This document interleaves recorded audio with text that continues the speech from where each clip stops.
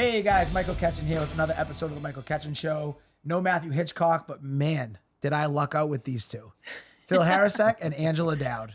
How the hell are you guys? Good. Good. Thanks for having us. Well, I know last time we got in trouble. See, she was tired of us talking, so she had to come in and join the episode. Well, I was jelly. All right. Well, I'm going to put you on blast at the start of the episode because people need to know who you are. Angela Dowd is not only one of the actual really good top tier real estate agents that I've had the pleasure of knowing, but Angela Dowd is also one of the baddest motherfuckers I've ever met.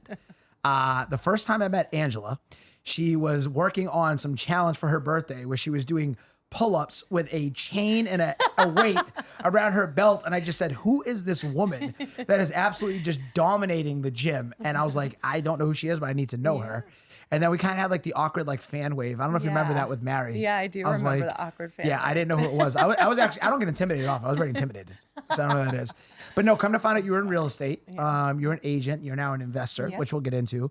And then you hook up with this guy that we talked about last time, and you two are just killing it. Met at the gym. Drive does it all. There it is. Shout out to Drive. We'll go there. Give him some promo. Give him some pub. So talk to me and talk to everyone. We're going to get into the market. We're going to get into investing. 2024, you guys just blew it out of the water, almost $50 million in transactions. God, fucking rich people. Must be nice, right? Must be nice. Phil, we know that you transitioned out of the jail. We know that, I'm sure whatever you were doing before, you were just absolutely crushing because of who you are. How the hell did the two of you guys get hooked up? What is this conversation? How do you recruit another agent to work together? What is that like? I don't even remember. I mean, I remember you coming up good to me know at is the important. Wow. Very memorable. Hey, fuck you, Phil. Go make me some money and go from there. No. I remember the first time we met at the gym and you were like, hey, I work for Jill and Chloe. I'm a realtor. And we got chatting. But like, I don't remember how it like officially started, you know. Do you remember the story? I think it just kind of fell into place. Yeah. We were chatting. Angela and my wife Danielle were friends, and you know we were. Goes that Danielle again? Always putting this together. Yeah, gym friends, and one day Angela called me and said, "Yeah, we should just work together." I said, "Yeah, I agree. Let's do it." Look at that. I did. I recruited you, huh? I don't even remember. And now you're pushing each other in pools and selling multi-million-dollar listings and winning. Exactly. Living the dream. And then I want to give you guys another shout out because again, you don't know where this was going. But one thing that I thought was very impressive from the outside looking in is I run into Phil, and Phil's doing that exclusive, Tuscan Village contract thing, whatever it was. And I knew your goals with investing. To have the belief and the support system in a partnership to say, hey, you go do what you got to do because it's best. I'm going to do this. I'm going to be holding down the team. Yeah. And can you guys walk us through a little bit what that looked like last year? Because it was fucking nuts. I was tired for you on the outside looking in. All right? So why don't you give us your perspective on it first? And we'll hear all the good glowing things from Angela. Yeah. Well, when I was at Tuscan, it was basically a full-time job. I'm there 7 days a week. Whenever someone wants to see it, I'm there. And it's also a very walkable environment. So we had a lot of walk-ins. So you always have to be there because you don't want to miss a sale. You got to be on the whole time. Oh yeah, and I'm always there. I'm always at least on site in Tuscan Village when I was there. Yeah. So at that point, I talked to Angela prior and said, "Hey, should I do this?" And Angela was like, "Yeah, do it. You're doing it." I was like, "You're an idiot if you don't do it." I said, "If you don't do it, I'm doing it." I literally, I remember I sent him a spreadsheet. I'm like, do you know what you would be saying no to? And then you have investing goals. Coach you a little bit on that. Then you bailed on me. I'm only messing with you. I'm only messing with you. You're coming back. Oh, I hope so, because now we're going to the moon. Yes. So I know your goals. You get into 100 doors. You got some big projects. You got some exciting stuff going. And what I tell people, right, is I don't really care what anyone else thinks. I judge people on their character. Your character, I truly mean this. I want to say this to you on air so it's on record. You are one of the most impressive people I've ever met. Our relationship together and what I think of you and the way I view you, you are a savage. You are going to do all of your goals. And I've said that to you before around the 100 doors. Now we're going to pick up the fucking pace. Yeah. All right. We're going to push and get going. This is why you need to hire him for your coach, because then you bet on yourself. Yes, you will bet on yourself. I know last year was nuts. You had some surgeries, you had the business growing, you had a little bit of a deal in Ohio that had some interesting characteristics, and you still tell your partner you put them first. And that's where I go back to the character.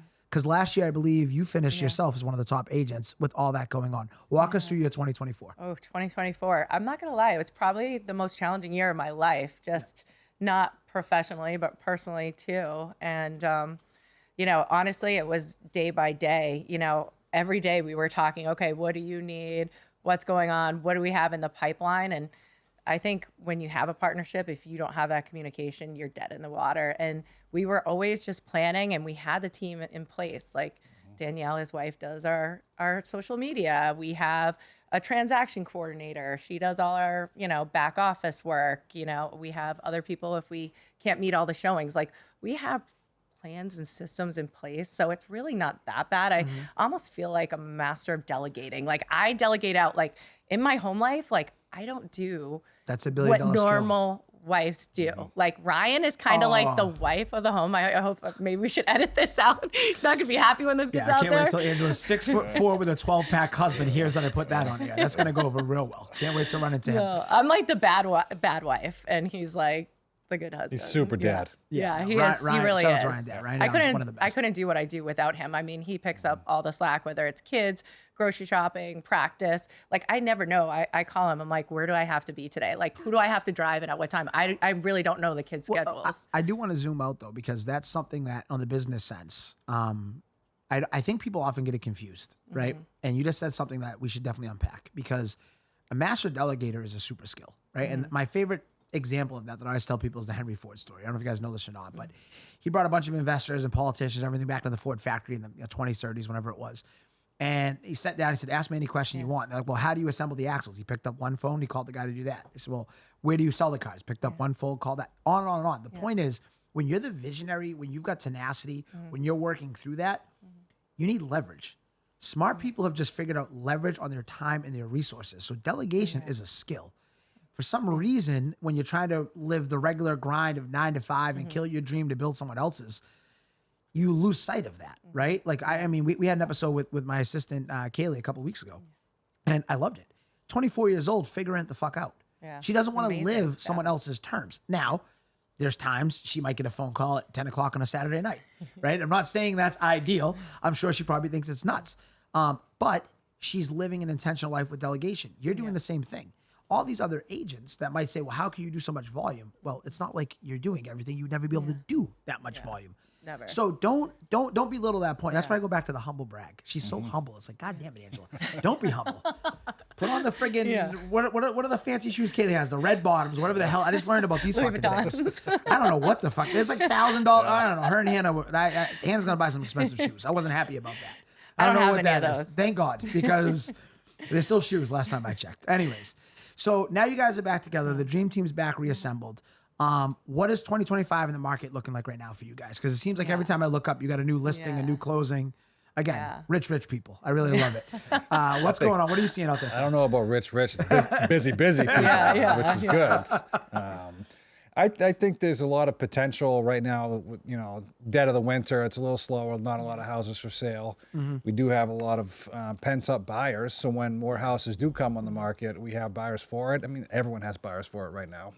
Seller's market. But I think it's going to be a good year. A lot of big changes. Last year was a good year, and people didn't think it was going to be.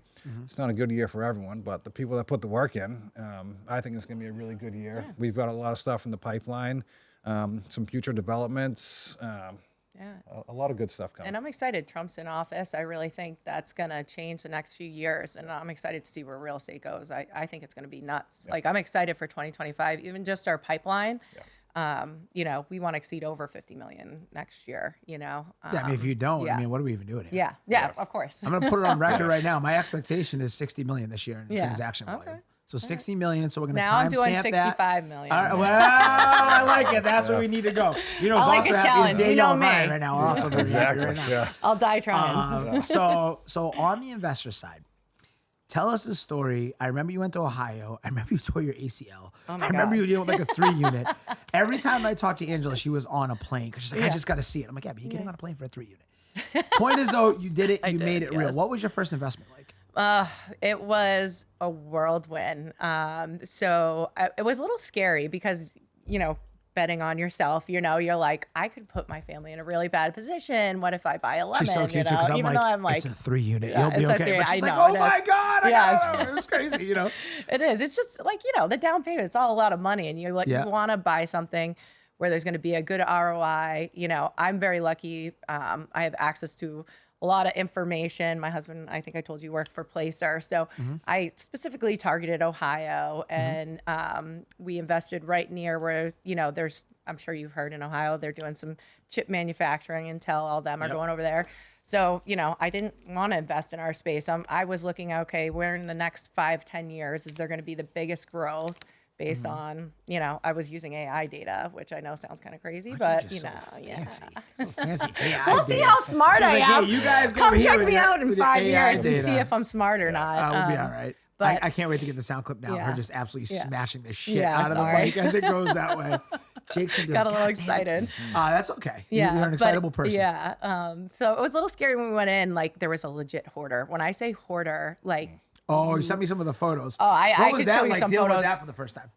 It was a really good lesson for me. I knew that it was going to be money to get her out. Obviously, just to clear her stuff out was $2,000. Now we have to redo the whole unit. That's another $15,000 easy right there. 15. Yeah, we need to talk. Yeah, I know. I know you told me 10, but time is money. I need to get it back on the market. And unfortunately for me, with real estate and my other job, kids, like, I have a person, I trust them, just go ahead and do it. Okay. So I did the quick flip. I know I could have saved $5,000. For those out there knowing how $5,000 works in NOI, we're gonna edit, and me and Angela are gonna talk offline for how much money that just cost her with that time is money quote. So at a 5 cap, that's $50,000 for those at home. But I mean, she destroyed all the cabinets. Like, there's doors missing. Like, the stove was broken. I mean, she trashed it. I mean, you wouldn't believe the before and after Did you put an pictures. insurance claim in?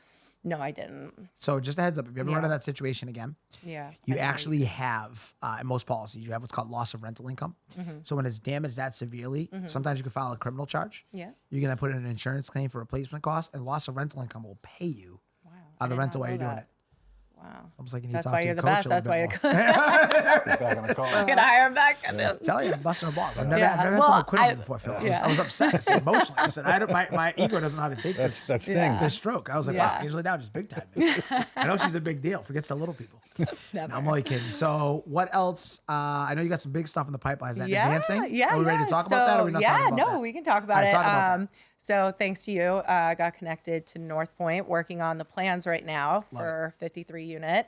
In Lee, we got the variance last year. It wasn't set up for apartments, but the shortage of housing, how the market is right now. There's not enough housing in New Hampshire. So something we probably would not have been able to get a variance on, but we did. And now it's just the plan phase. I mean, we've had all the environmentals done, the septic loading, all that. So I'm really excited to get the plans done and get the pricing. And, the numbers got to work. That's the biggest thing. And I think they are. It's just one step at a time. And it's a lot harder and longer than I thought it was going to be. I'll say that. I'm very excited for you. I'm going to get her to 100 doors, and we're going to do that. And that leads to, again, this transaction team, the questions that I'm going to fire off to you guys now. You guys did not know these were coming. Phil, I'm going to start with you, so get ready. All right. 2025, should someone enter this market as a real estate agent right now, yes or no? Yes, if they want to work. What does that mean by work? Go deeper on that. Not just show up and that's what he does. He makes these little sound clips. And then my reels blow up because he just smiles and looks on the camera. You know what I mean? What does that mean to go work? What does that look like deeper? A lot of people think in real estate, I like houses. I can look through Zillow. I can look at this. I can tell you about this. I think this one's overpriced. There's so much more to that. Who's calling you to help them out? How many people would trust you to walk you through a transaction, to help them buy a house, to help you sell a house? The ones that know a lot of people or have the trust or have gained the trust, perfect example. Yeah. Those are the ones that... She's on billboards in grocery stores. You can't even get away from her window. I'm walking into Shaw's. I'm like, I know that lady. Well, those are the ones in 2025 that are going to be able to do business. And if you don't have that history of the 10 plus years doing the residential real estate, are you willing to put in the hours? Are you willing to show a house at 9 p.m. on a Saturday night? Are you going to answer your phone at 10 o'clock on a Sunday night? Are you going to answer your text at 5:30 in the morning? Are you going to meet these people in Lee, New Hampshire, 50 minutes away on a Saturday when the Patriots are playing? Little things like that. So if you're willing to put in the work and sacrifice other things and show people that you're 100% in on this job, you'll be successful. If you're not, you won't be successful. I love that. And I can only speak to personal experience. There was a property that I saw had the wrong address. I looked real fast. I was in Chester. My wife pointed out it was Chichester. Chichester. Yeah. When we got there. But I mean, you kind of saw me work a little bit how fast we make decisions. And what I was impressed with Phil, I mean, it was quick. Boom, boom, boom. It's following up. And we were trying to make the deal. Now, it ultimately didn't work. And I bet it's still sitting there. I haven't looked. But my guess is it still is. It's not going anywhere. Yeah, of course it's not. And we knew that. We told them that. We gave them the real price. They just didn't want to hear it. Exactly. Right? And, you know, an advice, an actionable tip that you guys can all take is when you talk to a real estate agent, remember, their time is money. Quite literally, their time is money. So what I always tell people when they're getting into this space is don't waste their fucking time sending them 100 things. Don't have them show you properties you're not truly ready to offer on. Be respectful of their time, and agents will always be respectful of yours. But it's amazing to me how people get this relationship backwards sometimes. Now, full disclosure, I can get into how I feel about most real estate agents. I can give you about 1,000 reasons why 98% of them I could do without. And that's what I've kind of like to see. I'm kind of saying we're getting lean and mean again in you guys' space. And there's a reason you guys are thriving while others are dying. Right? And it goes back to what Phil just said. What about you? Would you enter the space right now? Yes. If that's something I was truly passionate about and love doing, absolutely. You know, I think the mistake most new agents make is they rely on their sphere and they think, oh, my family, friends, they're going to use me. Believe it or not, when I started out, those were the people that didn't use me. Because think about it, you're new. And if you're making one of the biggest purchases in your life, you know, are you going to, you know, use someone new in the business? And, you know, that was a tough pill to swallow in the beginning when I was like, oh my God, even my family and friends aren't going to use me. But it kind of made me who I am, you know, like the whole bet on yourself. Like the first 6 months weren't good. I was 30 grand in the hole, negative 30,000. Me and Ryan were paying for leads, hadn't had one closing. And I look at him and I'm like, I think I'm not cut out for this. Like I'm trying, nothing's working. I mean, I'd shown a bunch of houses, nothing had fell. It was just a really tough start. And he's like, nope, I believe in you. Keep going. And he kept paying for leads. And mind you, he's paying for these leads as we're going. God, I love you, Ryan. But it's one of those things. I think people think you can just hop in real estate and your friends and family and you're automatically going to make money. It's not how it is. And I think that's why, 80 or 90% of agents don't make it after year one because they think business is just going to come to them. And you're not just marketing houses, you're marketing yourself. And what value do you add? Yeah. And I want to unpack just because I don't want to get too far from it because you dropped an absolute nugget at the beginning of that. It's so easy in any business to think about yourself first. If someone's making what can be a life-altering purchase for themselves, not everyone's a real estate investor. Some people are buying forever homes, first homes, whatever it is. It's a huge purchase for them. For them just to assume, to trust you blindly with this massive decision. But people get that value proposition backwards. And what you said there, I mean, people really need to hear that. Like if you're going to enter the space, take the time to become an expert. Take the time to be professional. Take the time to show up, do the work, strap on the boots, and add value.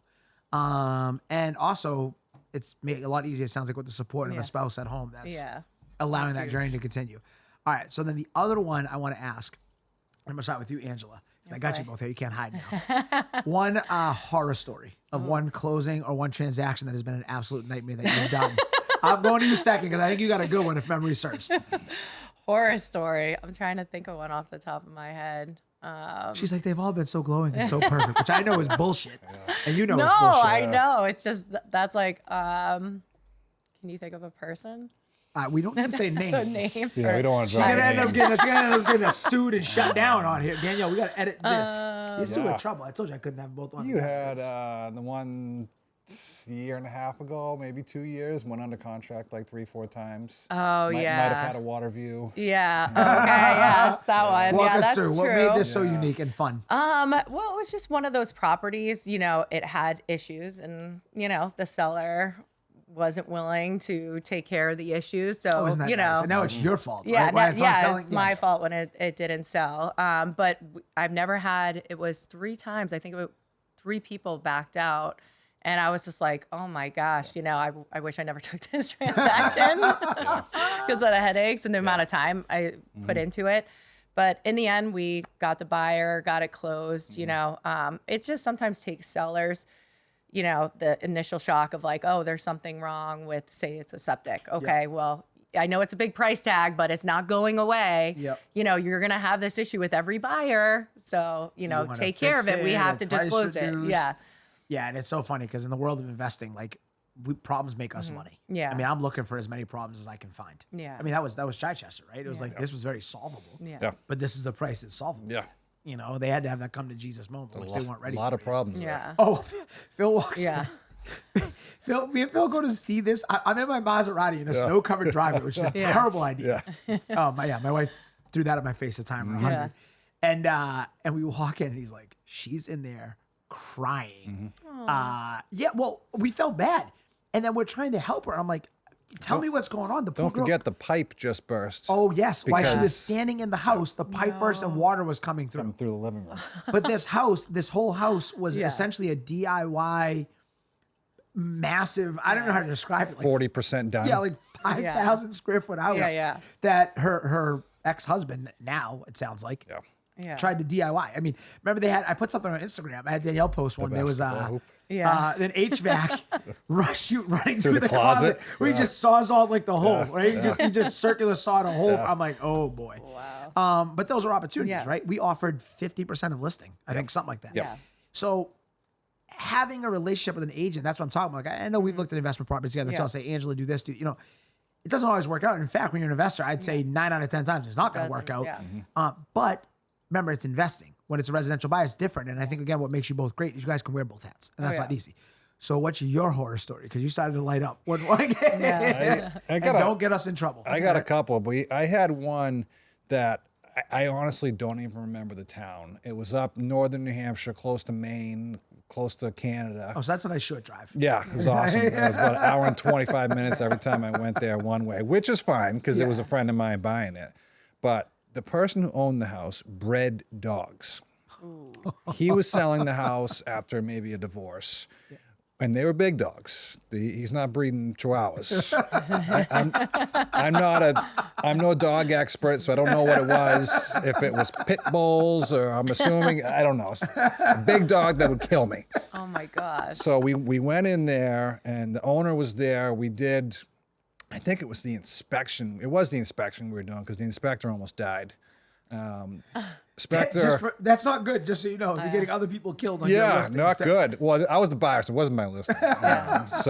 But there was a dog in a crate. I mean, like a 8-foot crate. The thing was huge. And they said, well, the dog can sometimes get out of it because it was made out of wood. And the inspector went downstairs, without any of us even realizing, he went down the stairs, and the listing agent said, did he just go downstairs? And she freaked out because the dog could have got out, so we all ran down there. And then the dog had to be moved for something, and the owner was also there holding the dog, and it was just violently trying to attack us, and it was me, the buyer, and his fiance at the time. So I'm standing in front of them like, all right, well, if someone's getting bit, I'm going to take it first. Yeah. He works that in subtly. He's like, listen, Captain America stands in front of the shield. So this fucking guy. I can't with him. You know what I mean? He's always making me look bad on my own show. No, so awesome. I thought that was the day that we were going to get attacked by a couple dogs. And mind you, there was probably 8 to 10 dogs in the house. One of them wanted to kill us.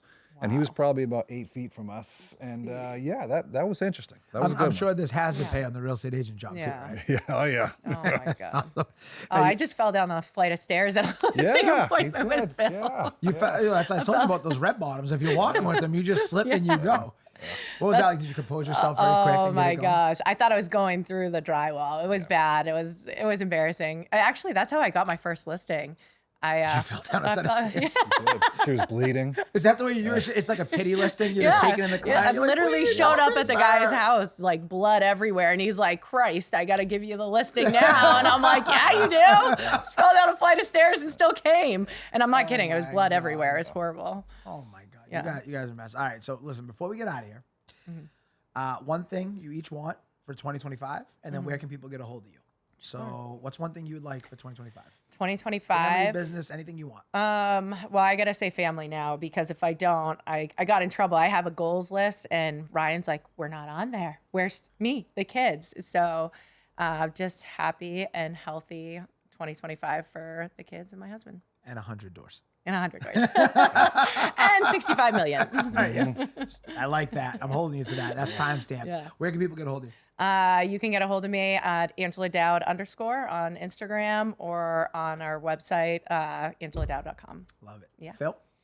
Goals for the year, trying to set up my household where Danielle can work a little less, not taking away from you. I was about to say, Phil, on that note, I'm actually trying to increase production. Focus more on just you, We'll maybe? talk offline. Yeah, that's a good way to do it. Yeah. One thing is my wife working a little less, so I can work a little more, which will help both of us spend a little more time with our son. And of course, growing the business, because that's what we always want to do. I love it. And I'll end on this note, because obviously everyone doesn't know you guys. You guys, whether you know it or not, are unbelievable parents. I mean, I've seen you interact with both yours and what you do, and I know mom comes first in that house. I know dad does too. And I mean, listen, little guy's doing okay. We're not worried about him. That he is. And I just feel bad for everyone messing with Mama Bear, because she carries a big stick. Yeah. So awesome. And where can people get a hold of you again? Instagram's the best way, at Phil the Realtor. All right, Phil the Realtor. Can I say something real quick? Of course you can. I want to integrate. I just want to say one thing I've learned in life is it's all about who you surround yourself with. And I'm very intentional on who I surround myself with. There's a reason I asked Phil and Danielle to be part of it. Stalking him at the you gym. to be my coach. And I truly believe you are who you surround yourself with. And if it wasn't for you, I would never have bet on myself. I think you were the changing point. Once you called me a pussy, that was the end of it. It's usually my method. That's what I need. I just need a challenge and someone to, give me that push. And I just want to say I am pursuing my dreams, and I've never felt more alive, and I owe it to you. And thank you. And thank you for Phil for everything you've done, and your beautiful wife, Danielle. Couldn't do what I love every day without these amazing people in my life. Now we're going to have an amazing tear-jerker episode. Sorry. Everyone's gonna get I had to say it. start crying I had up. to say it. No, that's awesome. That is awesome. All right, guys. As you can tell, it's a great episode. We hope to see you in the next one. And as always, bet on yourself.